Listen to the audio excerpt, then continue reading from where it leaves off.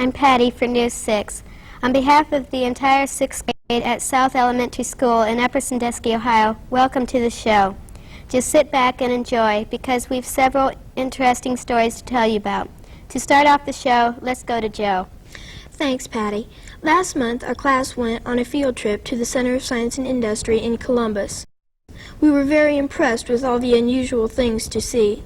Near the entrance to the building, there was a giant pendulum that rotates with the earth. On the first floor is a display where people can listen to find out how the telephone system has evolved and how it works now. Of course, the way to hear the explanation is by listening through a telephone. The second floor contains the planetarium. Here, the class members heard talks about the many constellations that are roaming around in space, plus talks about different planets in our solar system. Also on the second floor were the streets of yesteryear, where everyone could see an old doctor's office, a general store, and a blacksmith shop. When we reached the third floor, we saw the transparent talking woman. As she explained the different parts of her body, each part would light up. Also on display were the giant eyeball that we could walk through and examine the many parts. A giant heart was also on display. A coal mine is located on the ground floor. We went into a deep mine shaft and also found out many things about different rocks and where they can be found in Ohio. All in all, everyone had a great time touring the Center of Science and Industry in Columbus. If you ever have a chance to go there, don't miss it. Each month, the students at South School eagerly await the next issue of our school paper. Each issue has classroom news from each grade, plus features like poems composed by students, word search puzzles, crossword puzzles, and a follow the dots. We were proud of our paper and hope you have a chance to publish a school paper. Everyone at South School has fun, and we learn things too. For more news, here's Lisa. Earlier, Joe told you about our trip to Columbus, but Upper Sandusky has a great museum of its own. The Wyandotte County Museum on 7th Street started out as a home, built in 1852.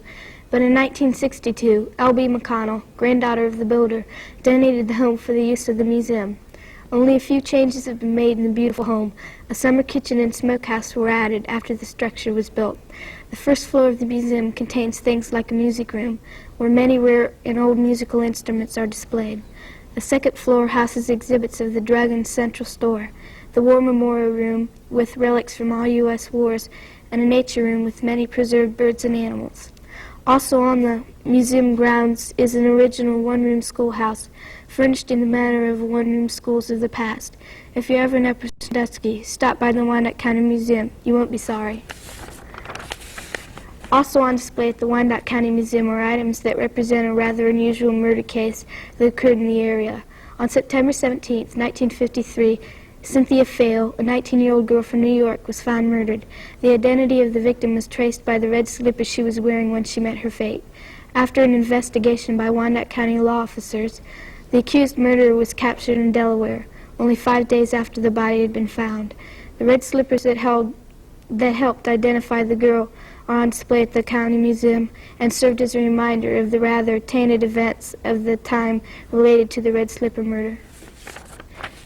Just about every town and city in the United States is preparing for the nation's bicentennial celebration.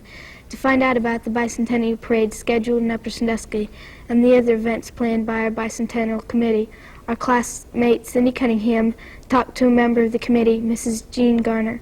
Here's what Cindy found out. Ms. Garner, tell us about the bicentennial parade. Our bicentennial parade is going to be Saturday, July the 3rd. We are asking all civic organizations, all businesses, anyone that really wants to get in this parade, because we want it to be one of the largest ones that has been held in the last 200 years. What other events are the Bicentennial Committee planning? During the first 3 days of July, July the 1st on Thursday, July the 2nd on Friday, and July the 3rd on Saturday, we will have craft days, and this will be centered around our bicentennial headquarters here on South Sandusky Avenue and also around our courthouse. We have over 30 old-time crafts to be demonstrated, and it should be a very interesting and instructive and enjoyable time for those that are doing the demonstrations and also those that are watching. As Lisa said, Upper Sandusky is planning a bicentennial parade, and the students of South School plan to enter a float in the parade. The 6th grade has started the rough structure. When the framework is completed, the younger grades will help with the finishing red, white, and blue touches on the float. When completed, the float will be a 3-layer cake with flags on the first layer, candles on the second layer, and flags on the 3rd layer. Everyone at South School hopes that you too get a chance to take part in whatever bicentennial celebration your town has planned. An old Indian mill is located about 2.5 miles from Upper Sandusky on the Sandusky River. In a treaty with the Wyandotte Indians in 1819, the United States government agreed to build a grist mill for the Wyandotte's use.